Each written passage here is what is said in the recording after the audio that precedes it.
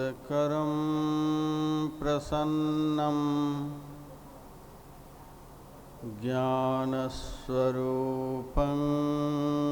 निजबोधरूपम्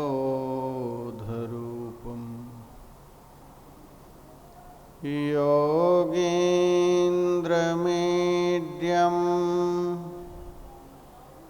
भवरोगवैद्यं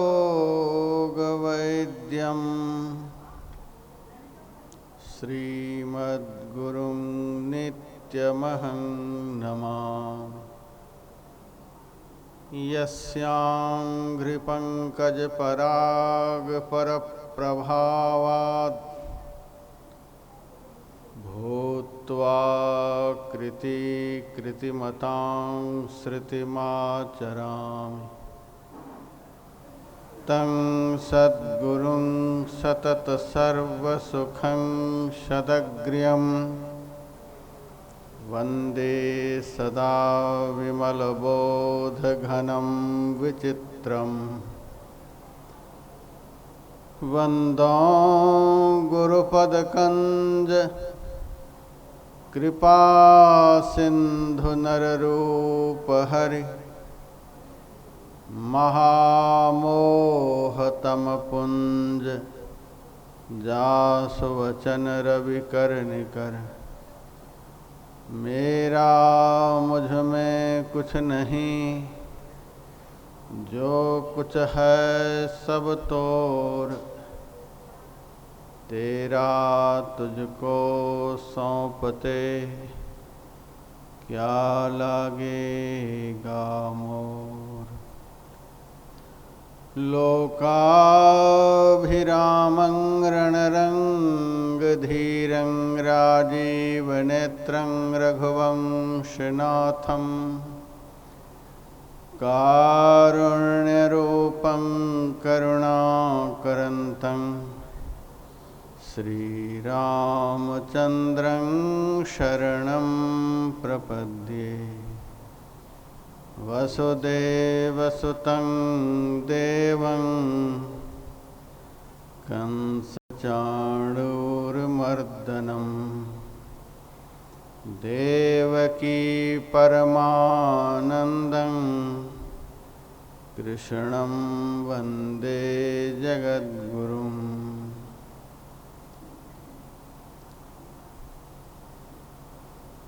भगवद वचनामृत पान करने हेतु पधारे हुए धर्म प्रेमी सज्जनों, माताओं तथा बहनों, साथ ही दिशा टीवी चैनल के माध्यम से इस महत्तम ज्ञानमय गंगा में अवगाहन कर रहे देश विदेशों के समस्त धर्म पिपासुओं,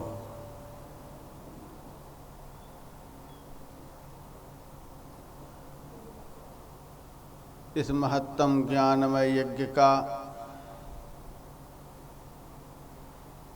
आज परिसमापन दिवस है।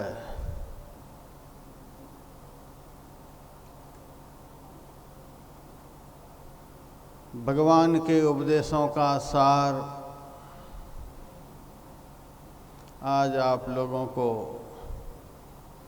सुनाया जाएगा।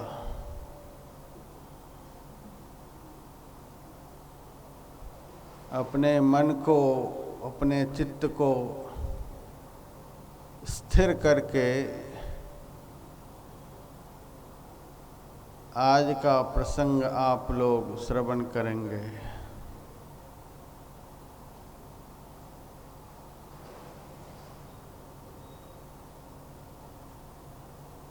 गीता का प्रथम अध्याय अर्जुन विषाद योग है। इस अध्याय के माध्यम से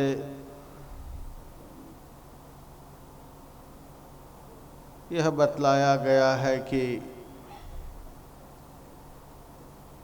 हमारे जीवन में जो भी दुख आए, क्लेश आए, संकट आए, संताप आए, विषाद आए,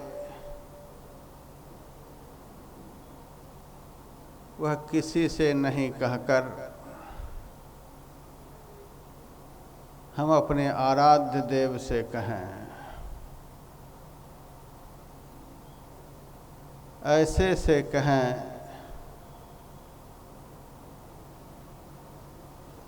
जो हमारे दुख को, हमारे कष्ट को सदा सदा के लिए दूर कर सकें, जो हमारे दुखों को सुनकर हंसे, हमारे क्लेशों को देखकर मुस्कराए, जो हमारी विपत्ति को देखकर और विपत्ति बढ़ाने का प्रयास करे,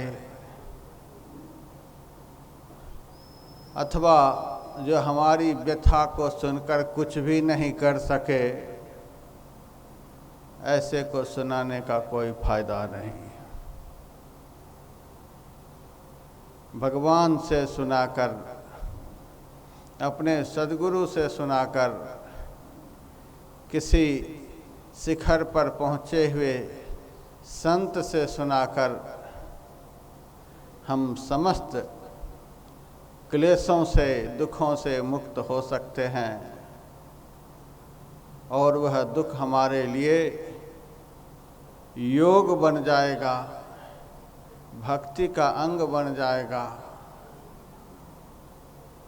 यह गीता का प्रथम अध्याय बतलाता है। गीता जी का दूसरा अध्याय सांख्य योग है। इस अध्याय में यह बतलाया गया है कि शरीर नाशवान है, शरीर में रहने वाले का कभी नाश नहीं होता है। शरीर बचाए बच नहीं सकता है, आत्मा मिटाए मिट नहीं सकती है। इसलिए जो मिटने वाला है, जो विनशने वाला है, उनसे प्रेम नहीं करके हम उनसे प्रेम करें जो कभी मिटने वाला नहीं है, जिसका कभी विनाश नहीं होता है। मिटने वाले से, विनशने वाले से, अंत हो जाने वाले से प्रेम करेंगे तो दुख का कभी अंत नहीं होगा, रोना धोना कभी समाप्त नहीं होगा। और अविनाशी अक्षय आत्मा से यदि हमारा प्रेम होगा, अजर अमर अविनाशी आत्मा अनंत सुख का भंडार है। हमारे सुख का, हमारे आनंद का, हमारी शांति का कभी अंत नहीं होगा। सब दिन मुस्कुराते रहेंगे, सब दिन हंसते रहेंगे। काल भी सामने आएगा, मौत भी सामने आएगी, यमराज भी सामने आएगा, कुछ भी सामने आएगा, तो भी आप मुस्कुराते ही रहेंगे। आपकी मुस्कुराहट कभी बंद नहीं होगी। प्रेम करने के लायक वह है जिसका कभी अंत नहीं होता, जिसका कभी नाश नहीं होता। गीता के दूसरे अध्याय में आत्मा और अनात्मा का ज्ञान दिया गया है। गीता के तीसरे अध्याय का नाम कर्म योग है। नहीं कुछ करने से अच्छा है कुछ करना चाहिए। क्या करना चाहिए? भगवान ने कहा, नियतं कुरु कर्म त्वम। शास्त्र वचनानुकूल, शास्त्र ज्ञानानुकूल, संत वचनानुकूल, भगवंत वचनानुकूल कर्म हम लोगों को करना चाहिए। जो कर्म बंधनदायक नहीं हो, जिस कर्म के करने से कर्म का अंत हो जाए, ऐसा कर्म करना चाहिए।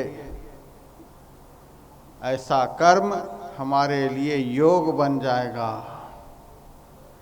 भगवान से मिलाने वाला वह कर्म हो जाएगा। सामान्य लोग कहते हैं हम कर्म करते रहेंगे,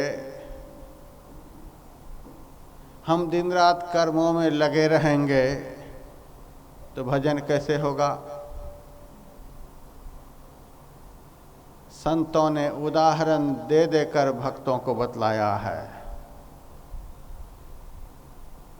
भजन ही एक ऐसा कर्म है जो सब कुछ करते हुए हो सकता है, नहीं कुछ करते हुए भी हो सकता है। खाते पीते सोते जागते उठते बैठते भी हो सकता है। हम भजन के महत्व को नहीं जानते हैं, इसीलिए कहते हैं कि दुनिया का काम करते हुए भजन कैसे होगा। संतों ने उदाहरण दिया कच्छप का। कछुई पानी में रहती है और अंडा देती है सूखी जमीन पर। पानी में रहती है, पानी में ही वह अपना भोजन ग्रहण करती है, भोजन की व्यवस्था कर लेती है, पानी भी पीती है, घूमती फिरती है, तैरती है। सारा व्यवहार कछुई का पानी में होता है, लेकिन उस कछुई का ध्यान सदैव सूखी जमीन पर पड़ा हुआ अंडा के ऊपर रहता है। शरीर पानी में, सारा काम हो रहा है पानी में, लेकिन ध्यान रहता है अंडे के ऊपर। उसी तरह से संतों ने बतलाया सारा व्यवहार संसार में रहकर करो, परिवार में रहकर करो, लेकिन अपना ध्यान सदैव जो सही में तुम्हारा अपना है उस परमात्मा में लगाए रहो। और यह नहीं समझो कि हम संसार में हैं, हम शरीर में हैं, हम परिवार में हैं तो हमारे भगवान कहीं दूसरी जगह बैठे हुए हैं, सो बात नहीं। जितना नज़दीक में दुनिया का कुछ भी नहीं हो सकता है, उससे भी ज़्यादा नज़दीक में हमारे परमात्मा है। सबसे अधिक नज़दीक में यदि कुछ हो सकता है तो वह परमात्मा, सबसे दूर में यदि कुछ हो सकते हैं तो वे परमात्मा। अज्ञानियों के लिए, निकम्मे लोगों के लिए, आलसी लोगों के लिए, धर्म विरुद्ध आचरण करने वाले लोगों के लिए सबसे दूर परमात्मा। सृष्टि का अंत भी हो जाएगा तो भी उनको दर्शन नहीं होगा। भक्त के लिए, प्रेमी के लिए, सही रास्ते पर चलने वाले लोगों के लिए,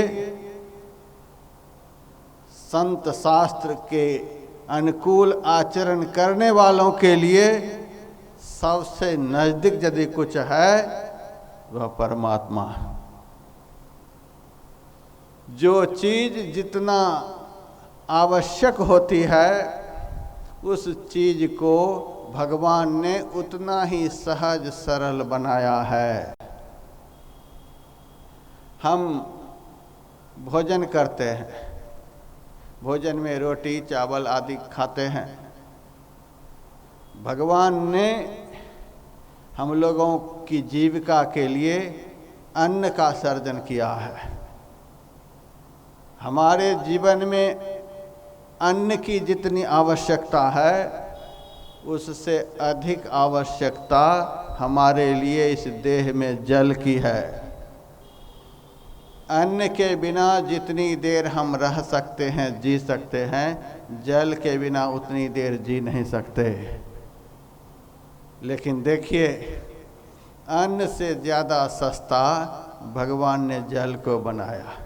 अन्न से ज़्यादा आवश्यक जल है, लेकिन अन्न से सस्ता है। जितना समय, जितनी देर हम जल के बिना जी सकते हैं, रह सकते हैं, उतनी देर गर्मी के बिना नहीं रह सकते। भगवान ने अन्न से भी सस्ता जल को, जल से भी अधिक सस्ता गर्मी को बनाया है। सूरज का प्रकाश है, गर्मी मिलती है, हमें उस गर्मी के लिए सोचना भी नहीं पड़ता है कितना खर्चा लगता है। गर्मी से भी ज़्यादा आवश्यक है हवा। जितनी देर गर्मी के बिना हम रह सकते हैं, उतनी देर हवा के बिना नहीं रह सकते। हवा के लिए तो कभी आदमी को सोचना भी नहीं पड़ता है। सूरज तो कभी बादल में छिप जाता है तो आदमी कहता है कि सूरज भगवान तो बादल में छिप गए, उनकी गर्मी का अनुभव नहीं होता है। लेकिन हवा के लिए तो सोचना भी नहीं पड़ता है। हवा अग्नि से भी ज़्यादा आवश्यक है, लेकिन सुलभ अग्नि से अधिक है। हवा से भी अधिक आवश्यक हम लोगों के लिए आकाश है। आकाश कहते हैं अवकाश को, शून्य को। यदि हमारे अंदर में अवकाश नहीं हो तो हवा लेंगे कैसे? हवा भीतर जाएगी कैसे? हवा के बिना तो हम एक क्षण भी नहीं रह सकते। और उससे भी ज़्यादा आकाश है। हवा से भी ज़्यादा आवश्यक आकाश है, क्योंकि अवकाश भीतर में है तभी हवा भीतर में जाती है। तो आकाश सबसे ज़्यादा महत्वपूर्ण है। लेकिन आकाश के लिए तो और भी नहीं सोचना पड़ता है। आकाश को भगवान ने उससे भी अधिक सहज बनाया। और भगवान आकाश में भी समाये हुए हैं। यदि भगवान हमारे अंदर में नहीं हो तो हवा लेंगे किसकी ताकत से? अन्न ग्रहण करेंगे किसकी ताकत से? गर्मी का अनुभव करेंगे किसकी ताकत से? भगवान के बिना तो हमारा कोई अस्तित्व ही नहीं है। इसीलिए सबसे बढ़कर हमारे लिए आवश्यक भगवान हैं, और वे भगवान हमारे जर्रे जर्रे में समाये हुए हैं। इतना सहज, इतना सरल संसार में कुछ भी नहीं हो सकता है। इसीलिए हम खाते हुए भी उनका नाम ले सकते हैं, पानी पीते हुए भी नाम ले सकते हैं, लेटे लेटे उनका नाम ले सकते हैं, बैठे बैठे उनका नाम ले सकते हैं, रास्ते चलते उनका नाम ले सकते हैं। लेना चाहेंगे तो हर समय उनका नाम ले सकते हैं। चिंतन करना चाहेंगे तो हर समय उनका चिंतन कर सकते हैं। एक कछुआ जल में रहती है, अपना भरण पोषण करती है, लेकिन अपना अंडा का सदैव ध्यान रखती है। कहा जाता है एक क्षण के लिए भी कछुआ का ध्यान अंडा पर से हट जाए, अंडा सड़ जाता है। कछुआ का ध्यान सदैव अंडा पर। उसी तरह से हे संसार के लोगों, संसार में रहो, परिवार में रहो, सबका भरण पोषण करते रहो, लेकिन सबसे आवश्यक जो तुम्हारे जीवन का परमात्मा है, अपना ध्यान उसमें लगा करके रखो। कमठ दृष्टि जो लावई सो ध्यानी परमान। दूसरा उदाहरण दिया मणियार सर्प का। कुछ ऐसे भी सर्प की जाति होती है जिसके मुंह में मणि होती है। वह मणि वाला सर्प हर समय बाहर नहीं निकलता है, रात में निकलता है, भयंकर जंगल में रहता है, मुंह में अपनी मणि को रखता है और इधर उधर देखकर मुंह से मणि को निकालकर बाहर में रख देता है और उसी मणि के प्रकाश में वह चारा करता है, इधर उधर चारा करता है, लेकिन ध्यान उनका सदैव मणि के ऊपर रहता है, कोई मणि उठा कर न ले जाए। मणि के बिना एक क्षण भी वह सर्प जी नहीं सकता है, छटपटा कर मर जाता है। सब कुछ करता है अपने लिए, लेकिन ध्यान उस सर्प का सदैव मणि के ऊपर रहता है। उसी तरह से संसार का सब कुछ करो, लेकिन ध्यान उस प्रकाश स्वरूप परमात्मा में सदैव लगा करके रखो। यही है कर्म योग। दक्षिण भारत में एक बहुत बड़ी भक्तिन हुई जिसका नाम जनाबाई। गाय का, भैंस का गोबर जहाँ तहाँ से इकट्ठा करती, उसका कंडा बनाती, उस कंडे को सुखाकर बाजार में बेचती, उससे जो थोड़े बहुत पैसे होते उससे राशन लाती, अतिथियों की सेवा करती, अपना भी भोजन करती। एक दिन पड़ोस की माई ने उसकी दीवार से कुछ कंडे को उखाड़ लिया और अपने कंडे में मिला लिया। जनाबाई आकर देखती है, कंडे तो उखड़े हुए हैं, अब क्या जा कर के बाजार में बेचेंगे, आज क्या खाना पीना होगा। इधर उधर झांक करके देखती है तो पड़ोस की माई ने जो अपने कंडे में इसके कंडा को मिला रखी थी, यह देख लेती है। कंडे तो एक ही जैसे, लेकिन अपने कंडे को उन्होंने पहचान लिया। पड़ोस की माई से वह कहती है, बहन तुम्हें पता है हमारे पास जीविका का कोई दूसरा साधन नहीं, इसी को बेचकर हम खाती पीती हैं, और तू इस गरीबन माई का कंडा उखाड़ कर अपने कंडा में मिला लिया। और पड़ोसिन कहती है, तुम्हारे कंडा में कोई मुहर है? तुम देखी हो कंडा को उखाड़ते हुए? जनाबाई कहती है, देखी तो नहीं, लेकिन हमारा विश्वास है कि हमारा कंडा यह है। तब तक एक संत आए। संत ने कहा, जनाबाई क्यों झगड़ रही हो? जब तू देखी नहीं हो तो क्या प्रमाण है कि यह तुम्हारा ही है? जनाबाई कहती है, हाँ प्रमाण है। क्या प्रमाण है? कहा, जिस कंडे के लिए मैं बता रही हूँ, कह रही हूँ कि यह हमारा है, उस कंडे को आप उठा करके अपने कान में लगाइए। जिस नाम का मैं दिन रात सिमरन करती हूँ, वह नाम इस कंडे से आपको सुनाई देगा। कंडे को उठा करके संत ने कान में लगाया, उस कंडे के अंदर से विट्ठल विट्ठल की ध्वनि हो रही थी। यह है कर्म योग। कंडा बना रही है, गोबर ला रही है, लेकिन हर क्षण हे विट्ठल, हे विट्ठल, हे विट्ठल, 2400 घंटे नाम का सिमरन कर्म करते हुए हो रहा था। इसीलिए उनकी वस्तु में, उनके पदार्थ में भी उस नाम का वाइब्रेशन हो रहा था। रोम रोम से सिमरन होता है। कुछ क्षण ऐसा भजन होता है कि हम अपने मन को भजन में लगाते हैं, मन भजन को छोड़कर संसार की ओर चला जाता है। मन को भजन में लगाते मन संसार की ओर चला जाता। लेकिन भजन का रफ्तार यदि साधक बंद नहीं करता है, भजन को साधक नहीं छोड़ता है, भजन में बारंबार मन को लगाए ही रहता है, मन संसार की ओर जाता और उस मन को लौटाकर भजन में ही लगाता रहता है। यह अभ्यास बढ़ते बढ़ते एक दिन ऐसी स्थिति आती है कि मन और भजन एक साथ हो जाता है। भजन को छोड़कर फिर मन अलग नहीं होता है। और ऐसा भजन भी जब कुछ दिनों तक चलता है, तब मन भजन बन जाता है।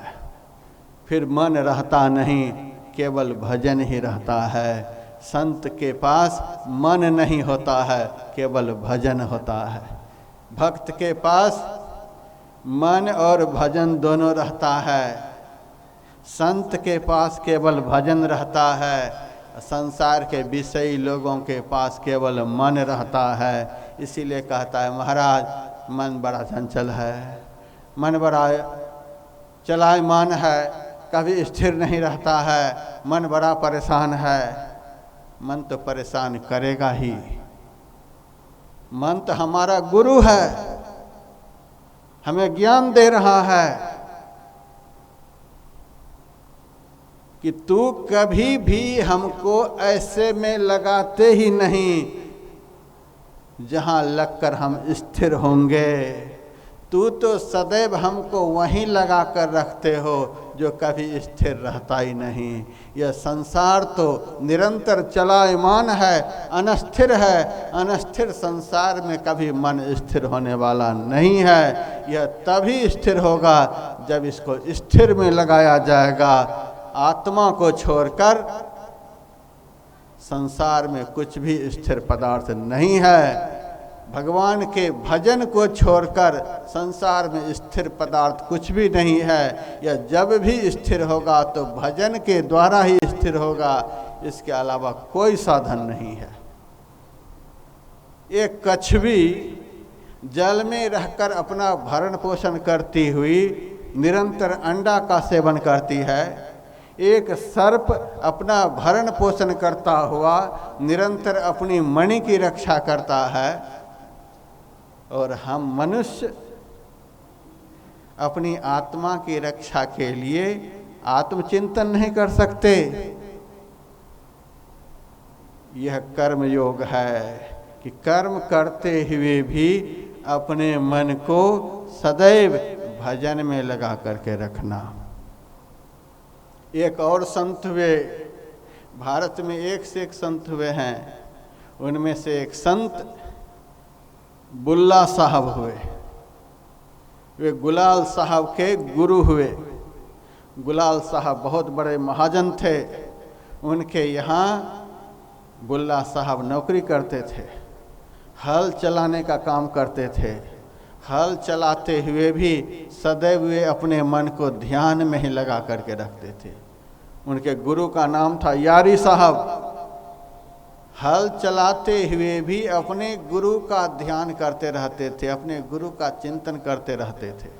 आंखें बंद हैं, हल चल रहा है, ऐसा चलता था।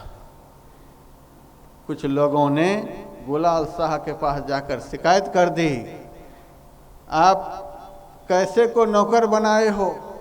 हल चलाते हुए वह सो जाता है, आंखों को बंद करके हल चलाता है, कभी न कभी आपके बैलों का पैर खराब कर देगा, बैल मर जाएगा। उस नौकर को भगा करके कोई अच्छा नौकर रखो। गुरु को इस स्थिति में देखने के लिए वह गया। गुरु तो बाद में बनाया था, पहले तो नौकर ही बनाया था। गुलाल साहब हाथ में छड़ी लेकर गया, देखता है कि बुल्ला आंखों को बंद करके हल में घूम रहा है, हल को चला रहा है। बड़ा रंज हुआ। इनको सोने के लिए दुनिया में कोई जगह नहीं, हल चलाते हुए सो जाता है, खेत में ही सोने की जगह है। बुल्ला की आंखें बंद थीं। गुलाल ने उसी वक्त उनके हाथ में जोरों से छड़ी लगा दी। छड़ी के लगाते ही उनके हाथ से दही गिर जाती है। गुलाल साहब को बड़ा आश्चर्य हुआ। अरे बुल्ला, तुम्हारे हाथ में तो कुछ भी नहीं था, तू तो हल पकड़ रखा था, तुम्हारे हाथ से दही कैसे गिरी? बुल्ला ने कहा, मालिक, आपको लग रहा था कि बुल्ला सोया हुआ है, लेकिन मैं सोता नहीं हूँ। हल चलाते हुए भी अपने गुरुदेव का सदैव ध्यान करता रहता हूँ, चिंतन करता रहता हूँ। अभी हमारी कुटिया में हमारे गुरुदेव यारी साहब पधारे हुए थे। मैंने उनको बैठने के लिए आसन बिछा दिया था, वे बैठ गए। मैंने उनके चरणों को धोए, चरणामृत लिए, फिर उनके सामने थाली रख दी, भोजन के एक से एक सामान परोसे। जब मैं दही दे रहा था तभी आपने हाथ में छड़ी लगा दी, इसीलिए दही हाथ से नीचे गिर गई। गुलाल शाह को बड़ा आश्चर्य हुआ, तो हल चलाता हुआ यह सब करता है। कहा, मैं कभी भी एक क्षण भी ध्यान के बगैर जी नहीं सकता हूँ। हल चलाते हुए, भोजन करते हुए, संसार के सारे कामों को करते हुए मन को सदैव अपने इष्ट में लगा करके रखता हूँ, ध्यान में लगा करके रखता हूँ। उसी दिन से गुलाल शाह ने बुल्ले शाह को अपना गुरु बना लिया। कहा, अब तक अज्ञानता के कारण मैंने तुमसे काम लिया, अब आए दिन से तू मेरे गद्दी पर बैठ, मैं तुम्हारे चरणों की सेवा करूँगा।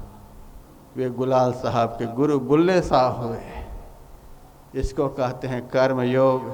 कर्म करते हुए भी अपने मन को योग में लगा करके रखा था, ध्यान में लगा करके रखा था। हम खाते हुए दुनिया का चिंतन कर सकते हैं, पानी पीते हुए दुनिया का चिंतन कर सकते हैं, बातचीत करते हुए दुनिया का चिंतन कर सकते हैं, रास्ते चलते हुए दुनिया का चिंतन कर सकते हैं, दुनिया के और भी कामों को करते हुए दुनिया का चिंतन कर सकते हैं, और काम करते हुए दुनिया बनाने वाले का चिंतन नहीं कर सकते। सारा चिंतन कामों को करते हुए भी हमसे होते रहता है, भगवान का चिंतन नहीं हो सकता है। हम भगवत भजन के महत्व को नहीं समझते हैं, हम संसार के महत्व को ही अधिक समझते हैं। इसीलिए संसार का चिंतन दिन रात करते रहते हैं और कहते हैं काम करते हुए कैसे भजन होगा, घर गृहस्थी में कैसे भजन होगा। भारत में ज़्यादा से ज़्यादा ऐसे संत हुए हैं जिनके घर में पत्नी थी, जिनके घर में बच्चे थे, जिनका बहुत बड़ा परिवार था। और राजा जनक तो ऐसे महापुरुष हुए, सारी दुनिया का संचालन करते हुए भी उनके दरबार में भगवान वेदव्यास जी के पुत्र सुखदेव जी गए हैं ब्रह्म ज्ञान सीखने के लिए। ऐसे ऐसे राजा हुए हैं जिन्होंने ऋषि मुनियों तक को ज्ञान दिया है, दिखला दिया। जिनके दिल में शौक है, जिनके दिल में इच्छा है, जो भजन की महत्ता को समझते हैं, मानव देह की उपादेयता को समझते हैं, जो भगवान के महत्ता को समझते हैं, वे संसार के कामों को करते हुए भी भगवान को नहीं छोड़ते, भजन को नहीं छोड़ते हैं। इसीलिए भगवान ने गीता के 3 अध्याय का नाम कर्म योग रखा। अर्जुन कर्म करो, लेकिन कर्म करते हुए कर्म में डूब नहीं जाओ। कर्म जो है वह रस्सी है, रस्सी से बंधन मिलता है। यदि कर्म करते हुए भजन नहीं करोगे तो कर्म आवागमन के बंधन में सदैव बांध करके रखेगा, दुखों के बंधन में सदैव बांध करके रखेगा। भगवान का भजन क्या है, वह अग्नि के समान है। भजन अग्नि है, कर्म बंधन है। यदि कर्म करते हुए भजन करते रहोगे तो कर्म बंधनदायक नहीं रहेगा, बांधेगा नहीं। क्योंकि आग में रस्सी को डाल देने पर रस्सी की आकृति तो दिखलाई देती है, लेकिन उस जली हुई रस्सी से बांधने का काम नहीं होता है। संत महापुरुष भी कर्म करते हुए नजर आते हैं, ये भी काम कर रहे हैं, लेकिन उनका कर्म बंधनदायक नहीं होता है। वह चाहे तो अपने को कर्म में रखे, बंधन में रखे, चाहे तो नहीं रखे। एक संत हुए समर्थ गुरु रामदास जी महाराज, उनकी देह में एक ऐसा बुखार आया जिस बुखार के कारण शरीर कांपता रहता था। उनके शिष्य का नाम छत्रपति शिवाजी। उनको जब पता चला तो गुरुदेव के दर्शन के लिए गए। दूर से ही समर्थ गुरु ने देखा कि छत्रपति शिवाजी आ रहा है, मुझे रोगी की अवस्था में देखकर वह दुखी होगा, आते ही मेरा शिष्य दुखी न हो जाए, इसीलिए बिस्तर पर से उठे, चादर को रख दिए बिस्तर पर, कुटिया से बाहर निकले। छत्रपति शिवाजी देखता है, मैंने सुन रखा था कि गुरुदेव बीमार हैं, लेकिन ये तो बड़े चंगे नजर आते हैं। चरणों पर गिरकर प्रणाम किया और कहा, गुरुदेव मैंने सुना था बीमार हैं। कहा, बीमार तो था, लेकिन कुछ देर के लिए स्वस्थ हो गया, चलो अंदर बैठो। अंदर ले गए। छत्रपति शिवाजी देखता है कि बिस्तर पर चादर अपने आप कूद रही है। शिवाजी ने कहा, गुरुदेव चादर के नीचे कोई चूहा वगैरह तो नहीं है, अपने आप कूद रही है? कहा, नहीं जी, चूहा नहीं है, मैंने थोड़ी देर के लिए अपनी देह पर की बुखार को रख दिया है। कहा, आप अपनी देह पर के बुखार को बिस्तर पर रख दिए हैं? कहा, हाँ, हमारी इच्छा होती है तो हम शरीर पर कर्म को स्वीकार कर लेते हैं, हमारी इच्छा नहीं होती है तो कर्म को अलग कर देते हैं।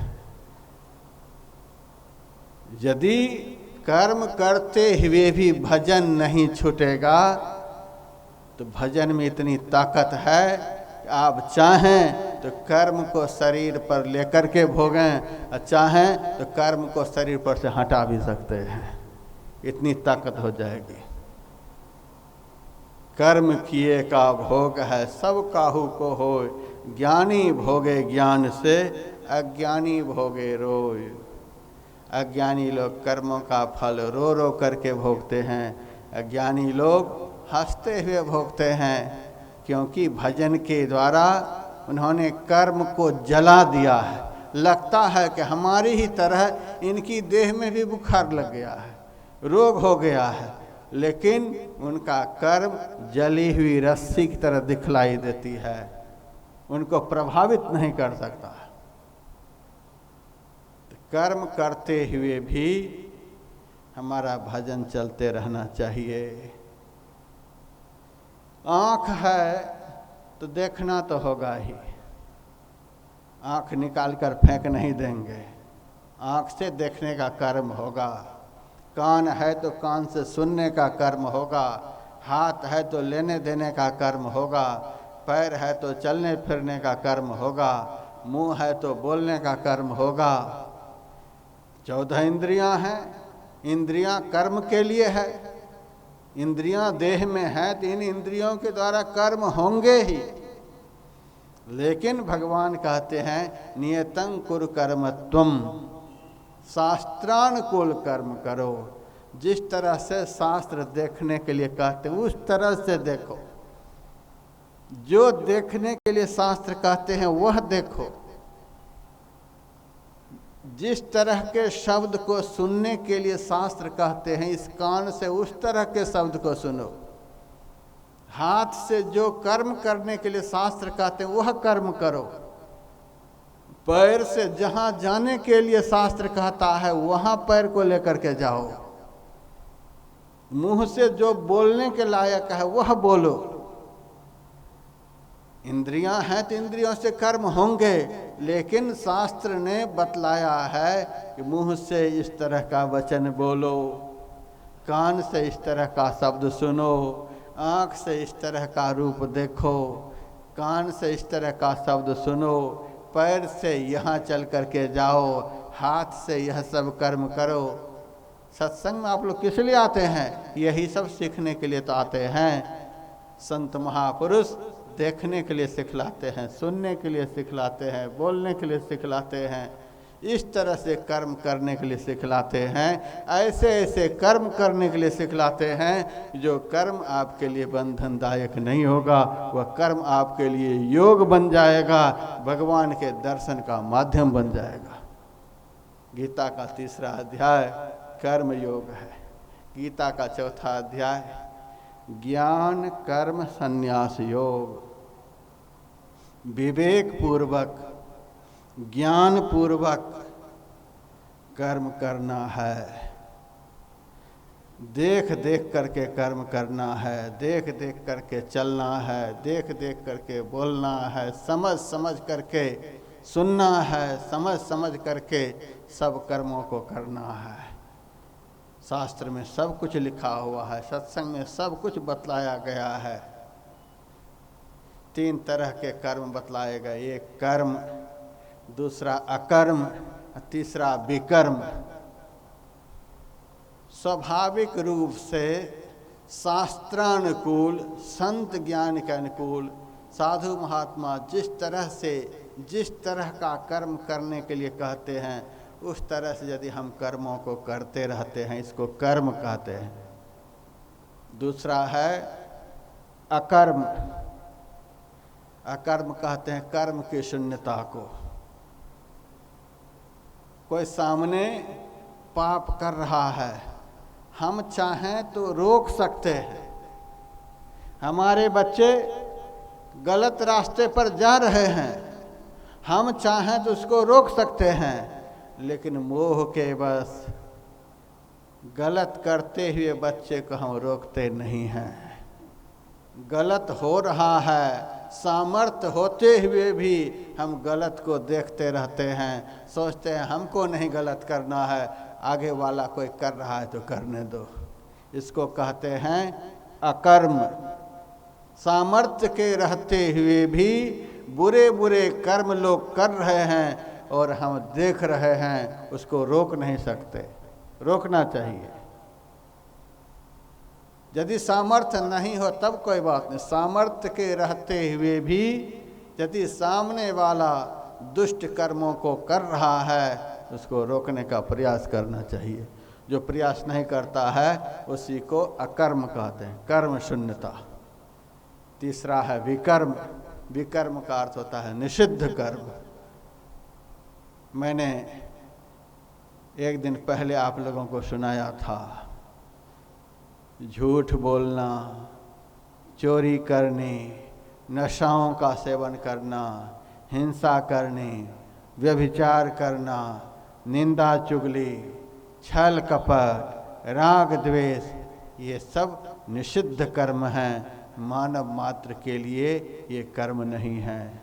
इस तरह के कर्मों को नहीं करना चाहिए।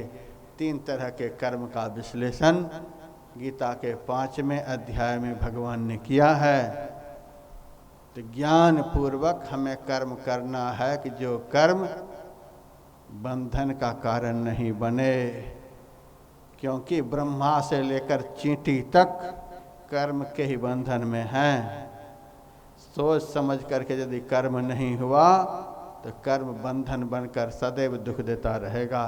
कर्म के कारण ही हम लोग दिन रात दुखी हैं। सब लोग जो आज दुखी हैं अपने किए हुए कर्मों के कारण। कुछ कर्म इस जन्म का किया हुआ है, कुछ कर्म पिछले जन्मों का किया हुआ है, कुछ कर्म 1000 जन्म पहले का किया हुआ है। हमको पता नहीं है कि कौन कौन सा कर्म पिछले जन्मों में हुआ है, लेकिन जिन्होंने भजन करके आत्मज्ञान प्राप्त कर लिया, उनको सारे संसार के प्राणियों के भूत भविष्य वर्तमान का पता होता है।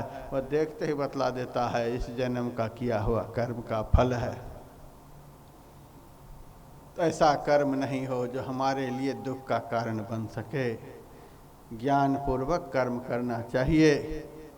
ज्ञान पूर्वक कर्मों को हम करेंगे, वह कर्म हमारे लिए योग बन जाएगा, भक्ति का अंग बन जाएगा। 4था अध्याय ज्ञान कर्म संन्यास योग। 5वां अध्याय का नाम है कर्म संन्यास योग। कर्म करें लेकिन कर्म में आसक्ति नहीं हो, अनासक्त भाव से कर्म होना चाहिए। इसको आप कैसे समझेंगे? रामकृष्ण परमहंस जी महाराज ने उदाहरण देकर के समझाया। गीता का बड़ा विलक्षण ज्ञान है।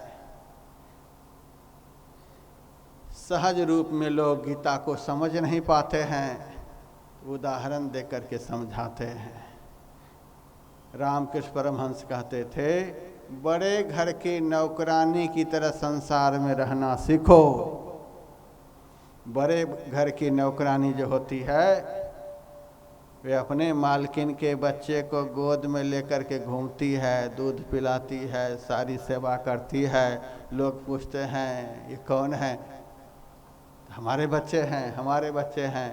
सबको कहती रहती है हमारे हैं, ये घर हमारे हैं, ये परिवार हमारे हैं। मुंह से बोलती रहती है, लेकिन उनका दिल कहता है कि ये सब हमारे मालिक के हैं। मुंह से बोलती रहती है हमारे हमारे हमारे, और सब तरह से घर की झाड़ू पोछा भी करती है, सबकी सेवा भी करती है, बच्चे को भी खिलाती पिलाती है, मेरा मेरा भी करती है। लेकिन दिल उनका कहता है यहाँ मेरा कुछ भी नहीं, सब मेरे मालिक के हैं। इस भाव से दिन रात वह कर्म को करती है। उसी तरह से हम लोग संसार में रहें, कर्मों को करें, लेकिन दिल में यही रहे कि सब कुछ हमारे मालिक के हैं। बेटे भी हमारे मालिक के, भाई भी हमारे मालिक के, पत्नी भी हमारे मालिक के, ये घर भी हमारे मालिक के। यदि वे नहीं होते तो हम नहीं होते, हम नहीं होते तो ये सब कहाँ से होते? हमारे मालिक हैं, इसीलिए जो कुछ भी है, वे नहीं होते तो कुछ भी नहीं होते। इस भाव से कर्म करना, इसको कहते हैं कर्म संन्यास योग। कर्म कर रहे हैं, लेकिन कर्म में कोई अभिमान नहीं, कोई आसक्ति नहीं, सब स्वाभाविक रूप से हो रहा है। परमात्मा हमसे करा रहे हैं। आँख देख रही है, भगवान ने शक्ति दी है, आँख देख रही है। आँख का धर्म है देखना, कान का धर्म है सुनना, नाक का धर्म है गंध ग्रहण करना। इंद्रियां अपने अपने कर्मों में लगी हुई हैं और हम अपने कर्म में लगे हुए हैं। इस प्रकार से कर्म करते हुए भी वह कर्म का त्यागी कहलाता है। एक दिन भगवान श्री कृष्ण को ध्यान करते हुए गोपियों ने देखा। गोपियों के मन में हुआ सारी दुनिया भगवान का ध्यान करती है, भगवान किसका ध्यान कर रहे हैं? जब भगवान की आंखें खुलती हैं, गोपियां पूछती हैं भगवान आप किसका ध्यान करते हो? भगवान ने कहा मैं अपने गुरु जी का ध्यान कर रहा था। आप गुरु जी का ध्यान करते, आपके गुरु कौन है? अरे गुरु तो 3 हैं हमारे। कौन कौन से आपके गुरु हैं? हमारे कुल गुरु गर्गाचार्य हैं, विद्या के गुरु संदीपनी मुनि हैं, और योग के गुरु दुर्वासा जी हैं। योग साधना मैंने दुर्वासा जी से सीखी है। अभी मैं दुर्वासा जी का ध्यान कर रहा था। आहा, जिनका ध्यान भगवान करे वे कितने बड़े महापुरुष होंगे। गोपियाँ कहती हैं मैं तो उस महापुरुष का दर्शन करना चाहती हूँ। भगवान ने कहा जाओ दर्शन करो। सारी गोपियाँ खाने पीने का बहुत सारा सामान बना लिया, थाल में सजा लिया और लेकर के चली। भगवान ने कहा हमारे गुरु जी यमुना जी के पार में हैं, वहीं मिलेंगे, इस पार में नहीं है।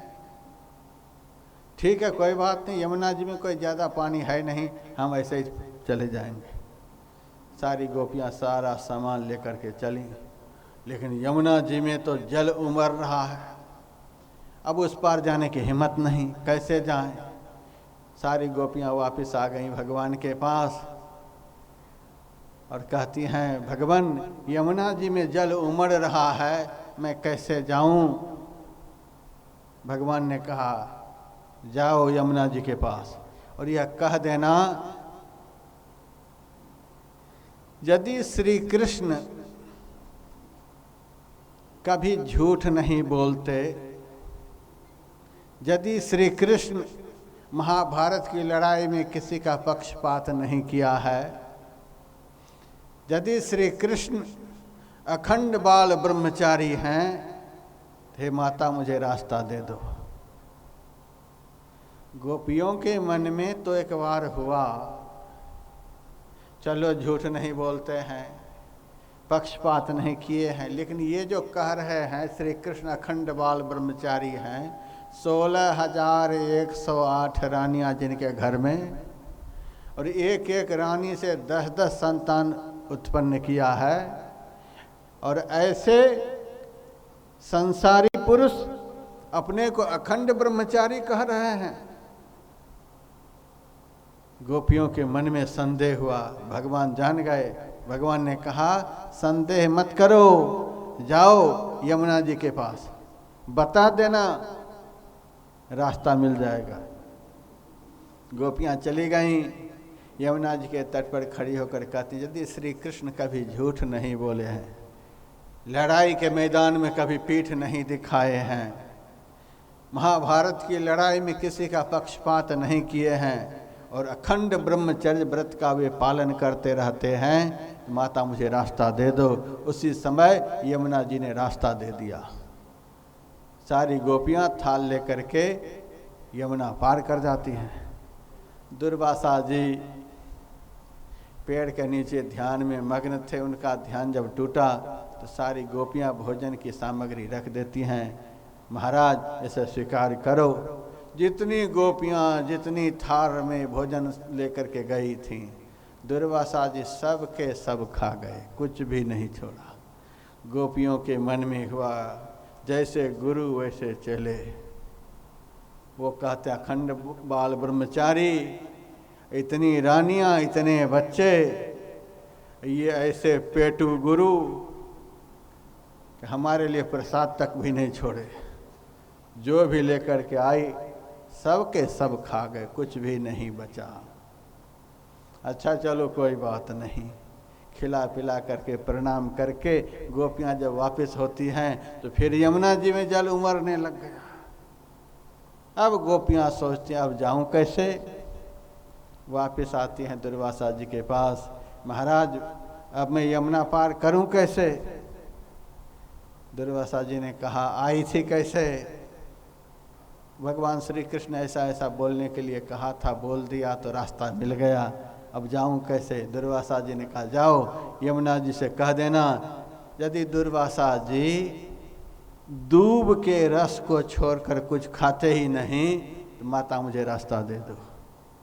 इनके मन में हुआ अभी मेरे सामने सारी थालियां चट कर गए और कहते हैं दूब के रस को छोड़कर कुछ नहीं खाते हैं तो रास्ता दे दो। सब कुछ खा गए और कहते हैं मैंने कुछ खाया ही नहीं। यमुना जी के सामने खड़ी होकर के जैसे बोलते हो वैसे ही यमुना जी ने रास्ता दे दिया। बड़ा आश्चर्य हुआ। गुरु चेले की महिमा समझ में नहीं आती है। भगवान कृष्ण से गोपियां कहती हैं भगवान यह कैसे हुआ। भगवान ने कहा जो कर्म करते हुए अपने में कर्ता का अभिमान नहीं रखते कि मैं किया, तो सब कुछ करते हुए भी कर्म से सदैव निर्लिप्त रहते हैं। आकाश के अंदर सारे कर्म होते हैं, हवा चलती है, अग्नि प्रज्वलित रहती है, नक्षत्र चमचमाते हैं, सूरज चंद्रमा का प्रकाश होता रहता है, सारे ग्रह राशि चलते रहते हैं, धरती चलती है, पानी चलता है, सब कुछ चलता रहता है, लेकिन आकाश सब में रहते हुए भी सदैव निर्लिप्त रहता है। उसी तरह से जो कर्म करते हुए भी अपने को कर्म से सदैव अलग करके रखते हैं।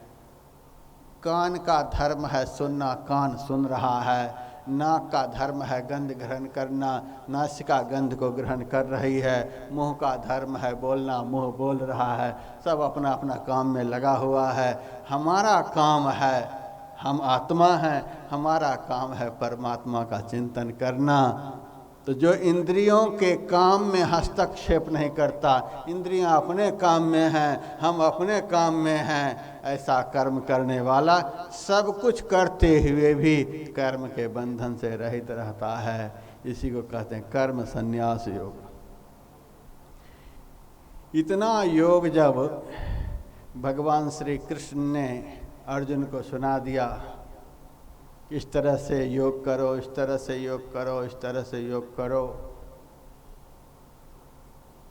तो अर्जुन ने कहा योग करने के लिए मेरे से तो कह रहे हो, लेकिन मेरे से योग होगा नहीं।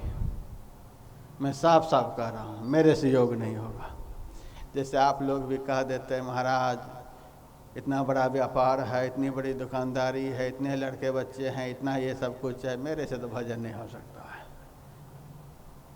गीता ज्ञान के द्वारा भगवान श्री कृष्ण ने हम लोगों को उपदेश दिया है। कल मैंने सुनाया अर्जुन को क्या उपदेश देना है, अर्जुन तो सदैव साथ में ही रहता है। अर्जुन तो भगवान के साथ ही अवतार लिया है, उनके लिए गीता का उपदेश किया। उपदेश तो भगवान ने अर्जुन को माध्यम बनाकर हम लोगों को दिया है। जिस तरह से हम लोग गांडीव रख देते हैं, मेरे से तो भजन नहीं होगा। महाराज भजन आप करो और आप आशीर्वाद देते रहो, वरदान देते रहो। भजन आप करो और भजन का जो फल मिलना चाहिए वह आप बांटते रहो।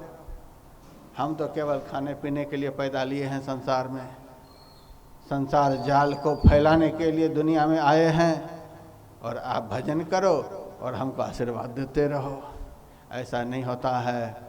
प्रत्येक मनुष्य को परमात्मा ने ऐसा बनाया है वह परमात्मा बन सकता है।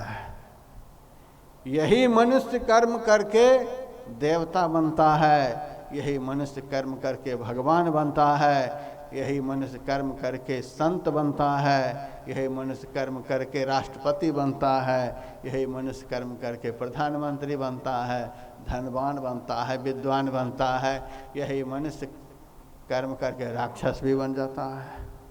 किसी किसी को हम कहते देखो ये कैसा गधा है, कैसा बैल है मनुष्य, और कहते हैं गधा, कहते हैं बैल। उसका कर्म ही ऐसा है कि उसको मनुष्य रहने नहीं दिया, मनुष्य बनने के लायक नहीं रहने दिया। लोग गधा कहते हैं, बैल कहते हैं, किसी किसी को आप कहते यह तो साक्षात देवता है। आदमी को आप देवता कह रहे हैं, किसी किसी को कहते हैं ये तो साक्षात भगवान के स्वरूप हैं। महाराज आप तो जाने जान हो। राजा शुद्धोधन के घर में पैदा लिया हुआ सिद्धार्थ दुनिया में भगवान बुद्ध कहलाए, भगवान महावीर हुए, भगवान शंकराचार्य हुए, भगवान रमन महर्षि हुए। मनुष्य के रूप में जन्म लिए और लोग उनको भगवान कहने लगे। कर्म ऐसा ऐसा है संसार में, जिस कर्म को करके मनुष्य भगवान बन सकता है, देवता बन सकता है, ऋषि मुनि बन सकता है, सब कुछ बन सकता है। तो हम लोग भी कभी कभी कह देते महाराज मेरे से भजन नहीं हो सकता। सब काम तो हो सकता है लेकिन भजन नहीं हो सकता है। सही में कहता है, क्योंकि अर्जुन ने भी कह दिया। ताज्जुब की बात, अर्जुन कह रहा है मेरे से भजन नहीं होगा, मेरे से योग नहीं होगा। अभी का प्रवचन तो आपके मन के लायक है। जैसे आप लोग कह देते महाराज मेरे से कुछ नहीं हो सकता, खाना हो सकता है, पीना हो सकता है, ताश खेलना हो सकता है, दुनिया का सब कर्म हो सकता है, लेकिन जब भजन करने की बात आती है महाराज यह मेरे से नहीं हो सकता है। जैसे भजन करते समय माथे के ऊपर पहाड़ आकर के खड़ा हो जाता है। इतना कठिन भजन को कह देता है कि मेरे से हो ही नहीं सकता, सही में नहीं हो सकता। क्योंकि अर्जुन आज बोल रहा है महाराज मेरे से योग करने के लिए कह रहे हो, मेरे से योग नहीं होगा। भगवान के साथ में रहने वाला बोल रहा है मेरे से योग नहीं हो सकता, मेरे से भजन नहीं हो सकता। आप लोग तो बेटे के साथ हैं, पति के साथ हैं, पत्नी के साथ हैं, भाई के साथ हैं, चोर के साथ भी कभी होते हैं, कभी बेईमान के साथ होते हैं। आप यदि कह रहे हैं कि मेरे से भजन नहीं हो सकता तो सही में कहते हैं। जब अर्जुन भगवान के साथ में कह रहा है मेरे से भजन नहीं हो सकता, ताज्जुब की बात। सही में यहाँ पर लगता है भजन करना बड़ा कठिन काम है। जितना लोगों ने सस्ता समझ लिया है उतना सस्ता भजन नहीं है। सहज भी है और कठिन भी है। जब तक शुरू नहीं कर दिया है तब तक बड़ा कठिन है। करने लग जाते हैं तो भजन से ज़्यादा आसान दुनिया में कोई भी काम नहीं है। नहीं करने वालों के लिए बड़ा कठिन है, करने वालों के लिए बहुत सहज है। ये तो रह ही नहीं सकते, भजन के बिना जी ही नहीं सकते। अर्जुन ने कह दिया महाराज मेरे से भजन नहीं हो सकता। यह बात यदि घर के लोगों को आप कह देंगे तो घर के लोग कह देंगे कि चलो नहीं हो सकता है तो छोड़ो भजन। लेकिन संत भगवंत नहीं छोड़ेंगे। अच्छा तुमसे भजन नहीं हो सकता है, क्यों नहीं हो सकता है बता दो। तो भगवान ने अर्जुन से पूछ दिया, तू कह रहा मेरे से भजन नहीं होगा, मेरे से भजन हो ही नहीं सकता है, योग हो ही नहीं सकता, तो क्यों नहीं हो सकता सो बता। तुमसे सब कुछ हो सकता है, अब भजन नहीं हो सकता, क्यों नहीं हो सकता बता। अर्जुन कहता है महाराज भजन तो मन से न होगा, मन हमारा स्थिर है ही नहीं।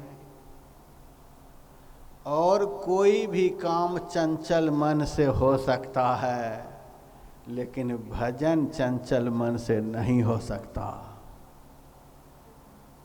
भजन के लिए स्थिर मन चाहिए। तन थेर मन थेर वचन थेर सुरत निरत थिर हो, कह कबीर उस पलक को कल्प न पावे को। जिस भजन का फल शास्त्र में बतलाया गया है, आत्म सुख परमात्म सुख अखंड आनंद अखंड शांति अखंड कल्याण, वह भजन स्थिर मन से होता है। बहुत लोग तो भजन का अर्थ ही नहीं जानते। भजन कर रहे हैं लेकिन अर्थ नहीं जानते हैं। कितने अक्षर हैं भजन में? 3 अक्षर हैं, भ ज और न। क्या इसका अर्थ हुआ? भ का अर्थ होता है भव अर्थात संसार, ज का अर्थ होता है जन्म, न का अर्थ होता है नहीं।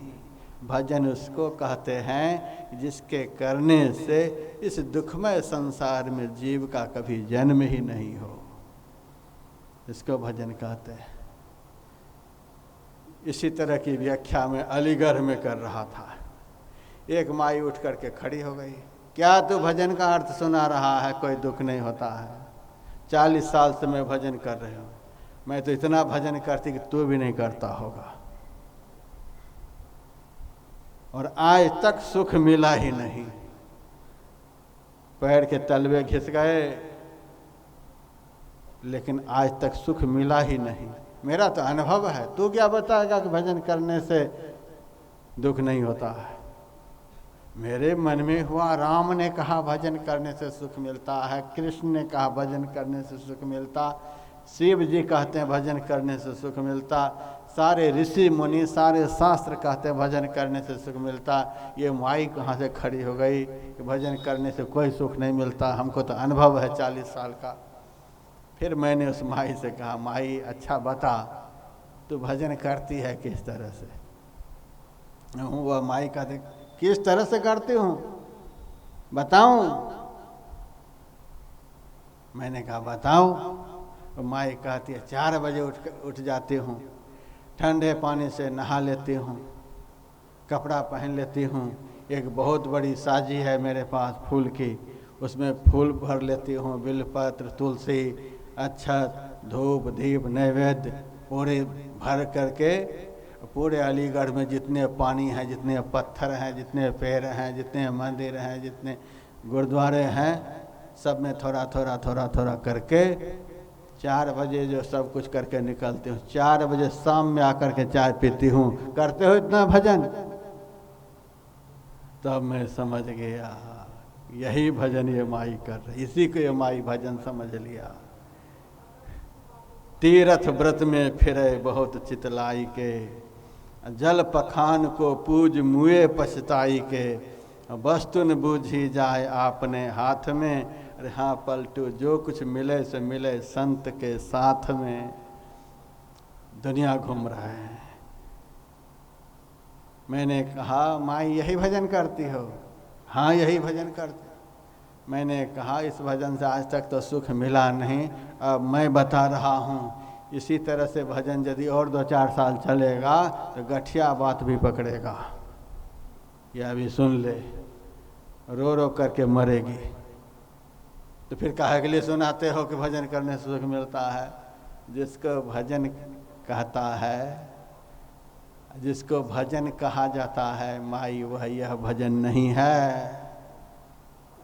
माइयाँ तो भजन का बहुत अर्थ निकाल लेती हैं, और आजकल के कथाकार तो बस एक बार तो कह दे कि चलो, फिर जो नाचना शुरू करती हैं सारी दुनिया पागल हो जाती है। ऐसा भजन चल रहा है, इतनी नाचती हैं, इतनी कूदती हैं, और कथा करने वाले भी इसी कदर नचाते हैं, सुनाते हैं। क्या उनकी फीस है? ऐसे की फीस भी कितनी है। मेरे से भी बहुत लोग कहते हैं महाराज आप कितना लेते हो? टीवी पर कथा सुनाते हो, आप कितना लेते हो? उनको भी ऐसा ही लगता होगा। कितना मेरा कार्यक्रम कितने चैनलों पर होता ही रहता है। हमारे पास भी गौशाला है, हमारे पास भी विद्यालय है, हमारे पास भी बहुत सारे आश्रम हैं, बहुत सारे साधु महात्मा रहते हैं, लेकिन आज तक कभी किसी चैनल पर कोई नहीं सुना होगा। इस चैनल के माध्यम से हम समाज से भीख मांगते हैं। बस यह संसाधन है। एक साथ दुनिया के लाखों लाख भक्त इस कथा का आनंद ले रहे हैं। जितना आनंद आज आप लोगों को मोर मंडी में मिल रहा है, उतना ही आनंद घर बैठे देश विदेश के लोग एक साथ ले रहे हैं। थोड़े से पैसे में इतना बड़ा सामाजिक कल्याण का कर्म एक साथ चल रहा है। इस चैनल पर प्रसारण का एकमात्र यही उद्देश्य है। यह नहीं कि इसके माध्यम से दुनिया से हम पैसे ऐंठने का प्रयास करें। चिमटी लेकर के, डुगियाँ लेकर के, हारमोनियम बजा बजा करके जो दुनिया को नचा रहे हैं, गवा रहे हैं, यह तो भजन का केवल प्रदर्शन है। अक्षत लेकर के, धूप लेकर के, तिल लेकर के, पैसे लेकर के जो सारी दुनिया आप भटक रहे हैं, ये भजन का प्रदर्शन है। इस भजन से जो भजन का सुख शास्त्र में बतलाया गया है, किसी जन्म में नहीं मिलेगा, और एक दिन विश्वास आपका उठ जाएगा। संत कबीर ने इसीलिए कहा, मन का तरंग मार ले बस हो गया भजन, आदत बुरी सुधार ले बस हो गया भजन। हवा की तरह सारी दुनिया में विचरण करने वाला, पानी की तरह दिन रात तरंगित होने वाला, आग की तरह धधकने वाला जो हम लोगों का यह चंचल मन है, जिस क्रिया के द्वारा यह स्थिर हो जाता है, उसी क्रिया का नाम भजन है। अर्जुन बोल रहा है और भगवान श्री कृष्ण अर्जुन को बतला रहे हैं। इससे बढ़कर असली भजन का प्रमाण आपको कहाँ से प्राप्त हो सकता है? अर्जुन ने कहा मेरे से भजन नहीं हो सकता, यह मन बड़ा चंचल है। भगवान ने कहा केवल चंचल ही है कि और कुछ है? अर्जुन ने कहा और कुछ है महाराज। चंचलम ही मनः कृष्णा प्रमाथ बलवद दृढ़म तस्याहं निग्रहम मन्ये वायुरिव सुदुष्करम। महाराज चंचल तो है ही,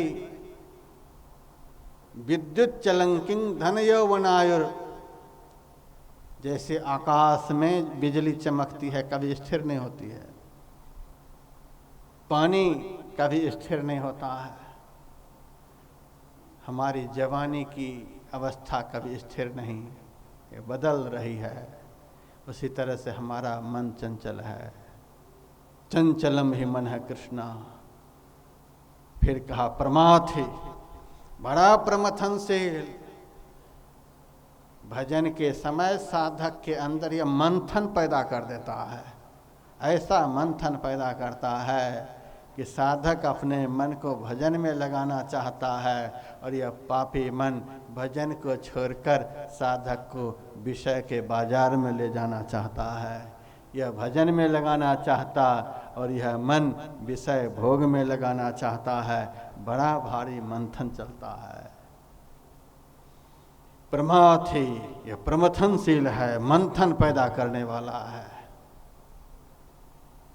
फिर तीसरा शब्द का प्रयोग किया, बलवद दृढ़म, बड़ा यह दृढ़ बलवान है। इतना दृढ़ बलवान है कि हम कह नहीं सकते। मन से यदि अधिक बलवान कोई है, एकमात्र परमात्मा। अब परमात्मा से यदि कोई कमजोर है तो दूसरे नंबर में मन ही है। कितने का एक मन होता है?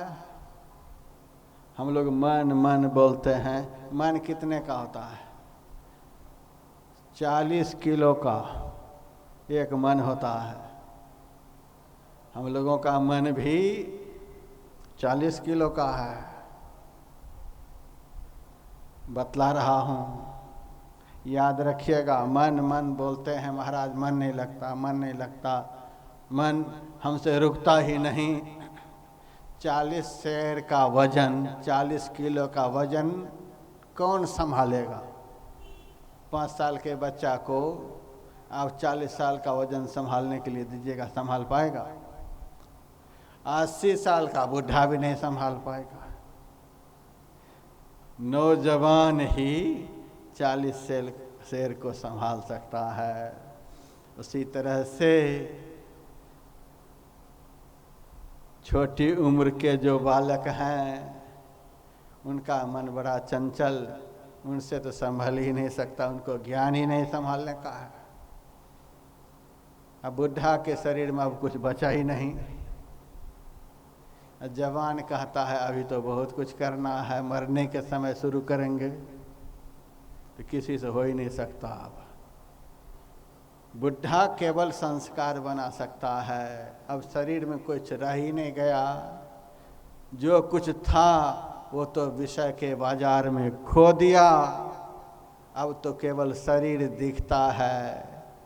तो शरीर दिखने से भजन नहीं होगा, मन रुक नहीं सकता।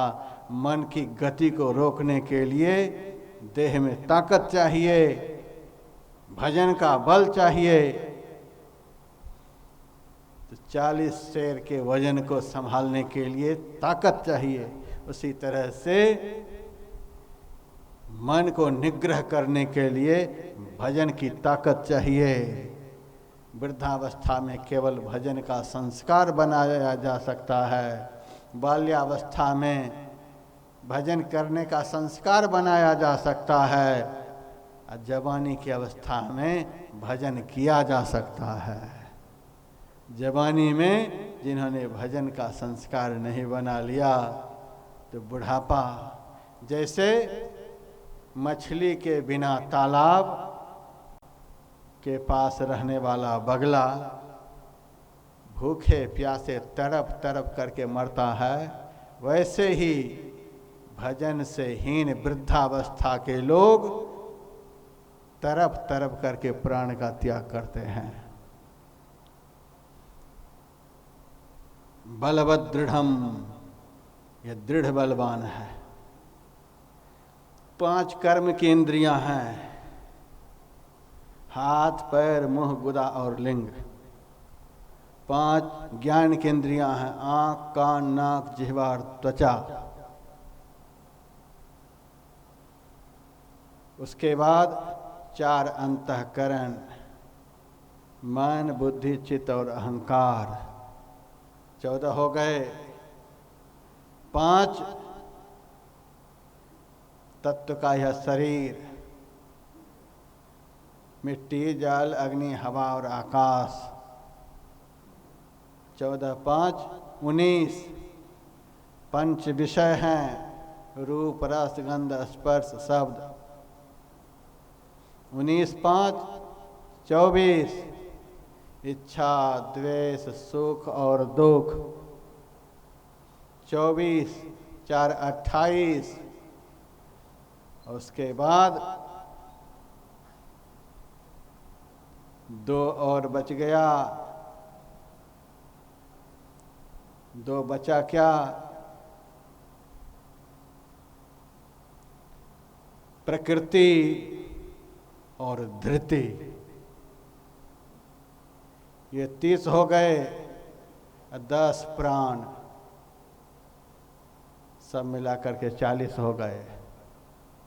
कुछ लोग इस तरह से भी जोड़ते हैं कि 5 तत्व और 25 प्रकृति, 5 कर्मेंद्रियां और 5 ज्ञानेंद्रियां, सब मिला करके 40।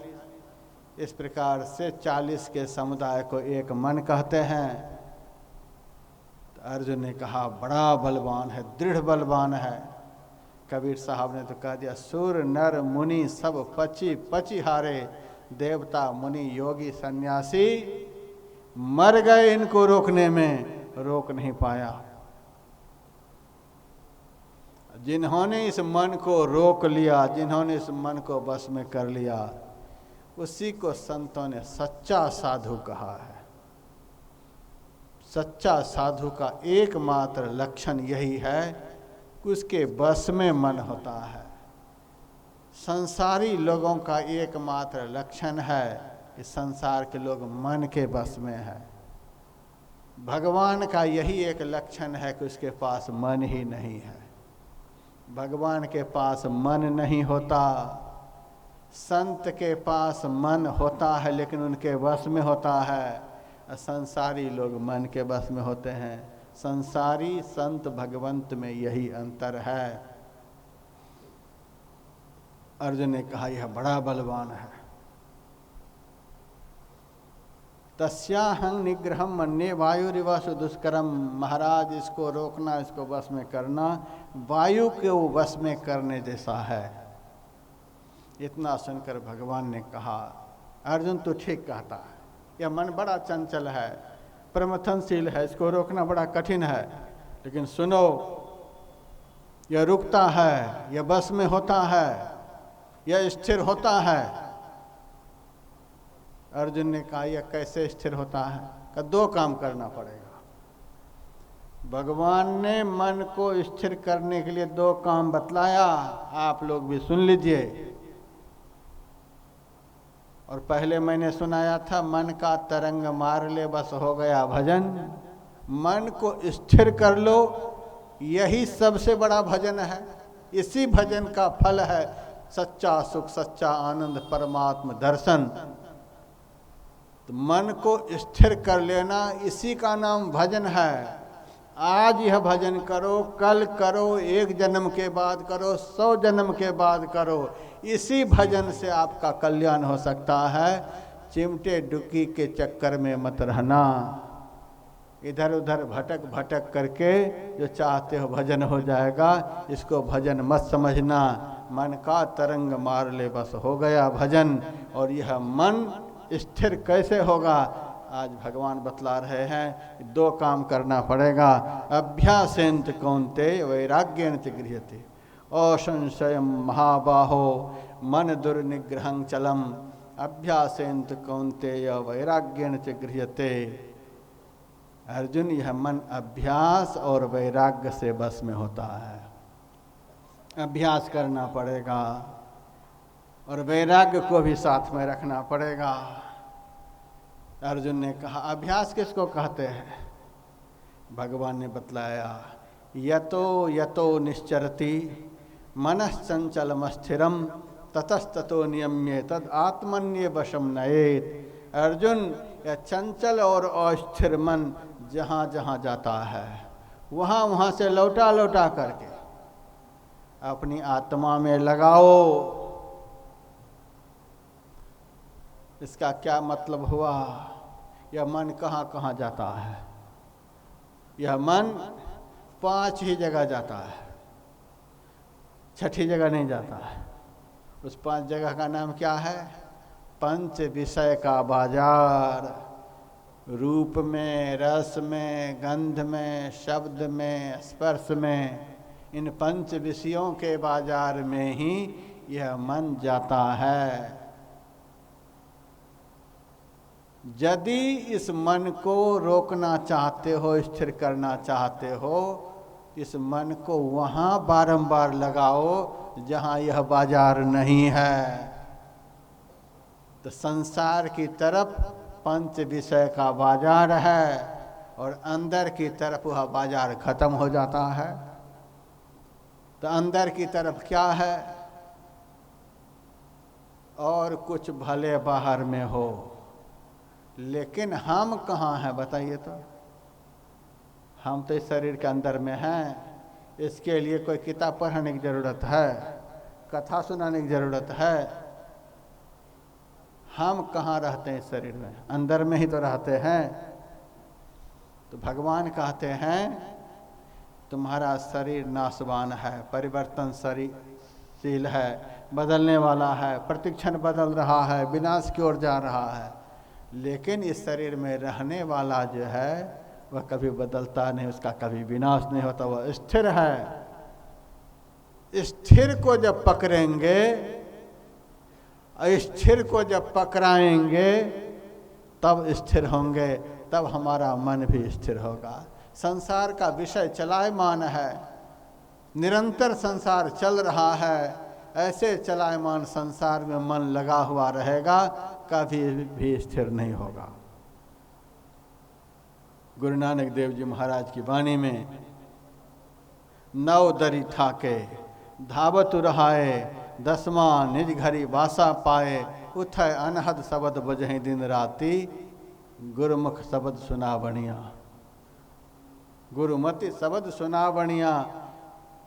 आँख से नीचे 9 द्वार हैं, दोनों आँखों के बीच में 10वां द्वार है। जब तक 9 द्वारों में मन रहेगा तब तक विषय के बाजार में दौड़ लगाता रहेगा। दोनों आँखों के मध्य में बहुत सूक्ष्म, बहुत बारीक 10वां दरवाज़ा है। जब 10वां दरवाज़ा में मन को प्रवेश कराया जाएगा तब यह मन स्थिर होगा।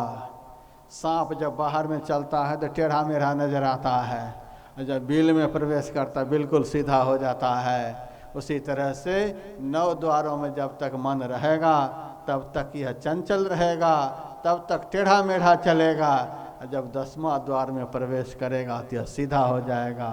2 आँख के द्वार हैं, 2 कान के द्वार हैं, 2 नाक के द्वार हैं, 1 मुंह का द्वार है, 2 नीचे मलमूत्र विसर्जन के द्वार हैं। इन 9 द्वार में से किसी भी द्वार होकर के मन जाएगा तो चंचल रहेगा।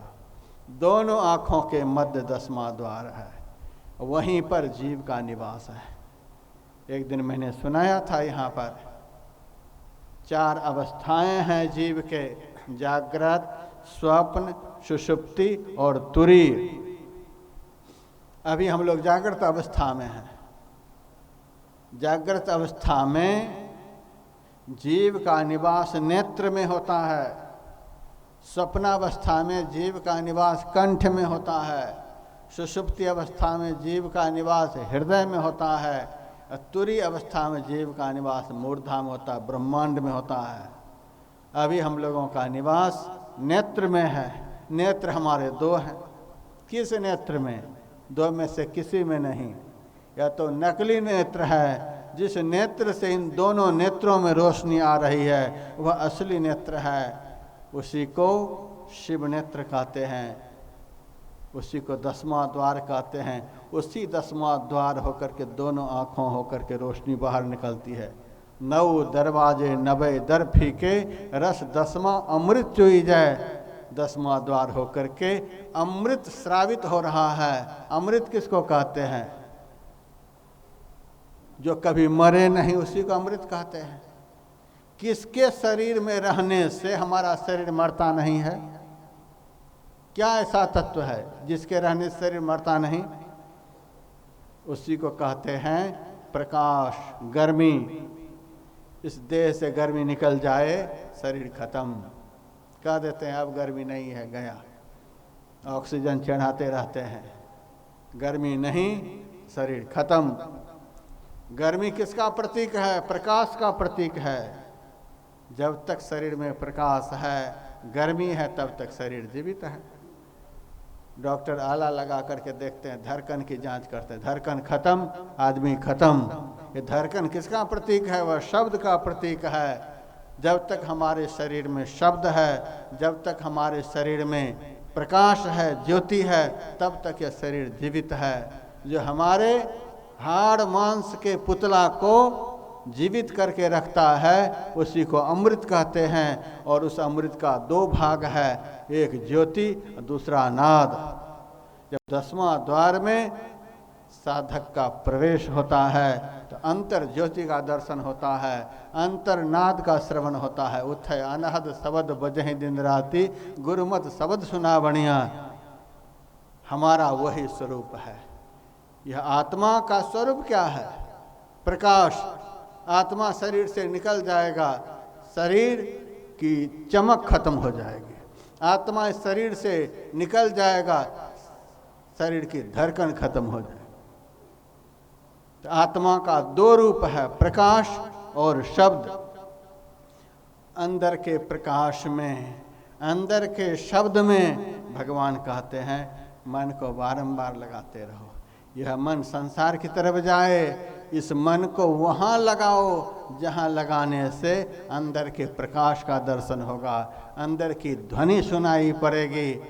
जैसे वहाँ मन लगेगा वैसे मन स्थिर हो जाएगा। जब जहर पी करके मन कुछ देर के लिए विषय में रमण करता है, जिस मन को अंतः प्रकाश अंतर नाद रूपी अमृत मिल जाएगा, तब कितना यह मस्त होगा, कल्पना कर सकते हैं। यही है अभ्यास। मन विषय की ओर जाए और आप इस मन को जहाँ आत्मा का निवास दोनों आँखों के मध्य में है, वहाँ लगाते रहो, बारंबार लगाते रहो। एक ही क्रिया को बारंबार करने का नाम अभ्यास कहलाता है। बारंबार, एक बार के करने से नहीं होगा, जन्म जन्म करना पड़ेगा, बहुत जन्म करना पड़ेगा। गुरु नानक देव ने कहा भरी सागर भगति करी जाए। समुद्र में जितना जल है उतना करना पड़ेगा, लेकिन यदि कर लेंगे तो कभी दुख का दर्शन नहीं होगा। सपने हूँ नहीं दुख द्वैत दर्शन, बात कोटि को कहे। तो पहला कर्म बतलाया अभ्यास, दूसरा कर्म बतलाया वैराग्य। वैराग्य किसको कहते हैं? घर छोड़ करके निकल गए वैरागी हो गए? नहीं नहीं, ध्यान लगाते समय, 10वां द्वार में मन को स्थिर करते समय, अंतर ज्योति में मन को लगाते समय, जो संसार का दृश्य व्यवधान पैदा करने के लिए सामने आता है, उस संसार से मन को हटाते रहें। भजन को छोड़कर और कुछ जो भजन के समय आता है उसको मन से हटाते रहें, इसी का नाम वैराग्य है। भजन में विक्षेप पैदा करने वाला जो दृश्य सामने आता है उसको मन से हटाते रहें, इसी को वैराग्य कहते हैं। इस तरह के अभ्यास वैराग्य के द्वारा यह मन स्थिर होता है। जैसे ही मन स्थिर होगा, मन का तरंग मार ले बस हो गया भजन, इसी को भजन कहते हैं। और इसी भजन का फल है आनंद, शांति, अखंड मोक्ष, परमात्मा दर्शन, जिसके लिए जीवन मिला है। आप लोगों का अहोभाग्य है, बड़ी श्रद्धा भक्ति के साथ इस रूखे ज्ञान को सुना। कभी ढोलकियाँ ने बजती हैं, न कभी हम गीत गाते हैं, न कभी चुटकुले सुनाते हैं, तो भी आप लोग इतनी श्रद्धा के साथ इतनी संख्या में सुनते रहते हैं। आप लोगों का बहुत बड़ा संस्कार है, अहोभाग्य है। मैं सभी सत्संग प्रेमियों के लिए बहुत बहुत शुभकामना करता हूँ, मंगल कामना करता हूँ। संत मत सत्संग सदन के जितने भी आयोजक गण हैं, इतना उत्साह के साथ यह यज्ञ को संपन्न किया, सबके लिए शुभकामना करता हूँ। ऐसा ही उत्साह बना रहे, बारंबार होता रहे। दिशा टीवी चैनल के माध्यम से जितने भक्त लोग इस कथा को, इस ज्ञान को घर बैठे सुन रहे हैं, उनके लिए भी बहुत बहुत शुभकामना करते हैं। इस चैनल के सारे कर्मचारियों के लिए, इनके संस्थापकों के लिए बहुत बहुत शुभकामना करते हैं, मंगल कामना करते हैं। और जिन्होंने इसमें अपना तन लगाया, मन लगाया, धन लगाया, उन समस्त सहयोगियों के लिए भी बहुत बहुत शुभकामना करते हैं।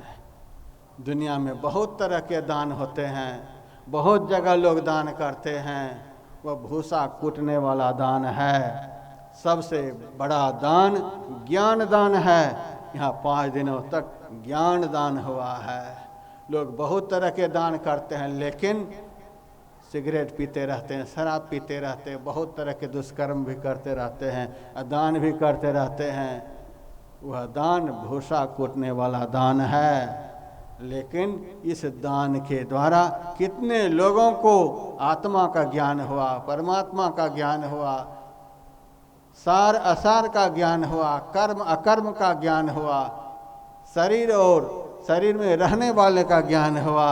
यथार्थ में यही सबसे बड़ा यज्ञ है। इस यज्ञ में जिन्होंने तन मन धन लगाया, बहुत बड़ा पुण्य का काम किया है। हमारे मंच पर गायक जी बैठे हैं, इनके लिए बहुत बहुत शुभकामना, बहुत बढ़िया सुनाते हैं। वीडियोग्राफी करने वालों के लिए शुभकामना। बिजली की सजावट जिन्होंने की है, उनके लिए शुभकामना। पंडाल लगाने वालों के लिए बहुत बहुत शुभकामना। पैसे तो सब लेंगे ही, लेकिन अच्छा काम करके पैसे जो लेते हैं, साधु उनको धन्यवाद देते हैं। बुरा काम करके जो पैसे कमाते, साधु उनको कभी भी धन्यवाद नहीं देते हैं। सबके लिए शुभकामना करते हैं, मंगल कामना करते हैं। जिस धर्म प्रेमी की इच्छा हो, 1 महीना तक सत्संग सुनने की, ध्यान लगाने की, 1 महीना का ध्यान सत्र कुंभ के मेले में हरिद्वार में चलने वाला है। 1 अप्रैल से 30 अप्रैल तक पूरे दिन में 4 बार 1-1 घंटे का ध्यान होगा। सुबह में 1.5 घंटे राम कथा 8 बजे से 9:30 बजे, शाम में 3:30 बजे से 5 बजे भागवत की कथा होगी और आध्यात्मिक कथा होगी। नाचने कूदने वाली कथा नहीं होगी। हम इसके बहुत खिलाफ हैं। सुखदेव जी महाराज क्या समाज को नचा रहे थे?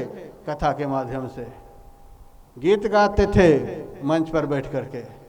सुखदेव जी महाराज ने जिस तरह से परीक्षित को कथा सुनाई है, याज्ञवल्क्य मुनि ने जिस तरह से भरद्वाज मुनि को राम कथा सुनाई है, उसी तरह की कथा हरिद्वार में होगी। जिनको श्रद्धा हो आकर के सुन सकते हैं, जिनको श्रद्धा नहीं भी हो, श्रद्धा को जागृत करने के लिए आ सकते हैं। सबके लिए बहुत बहुत शुभकामना, मंगल कामना करते हुए ओम शांति शांति शांति। गीता के बहुत अध्याय बचे हुए हैं, फिर कभी मौका लगेगा तो सुनाया जाएगा।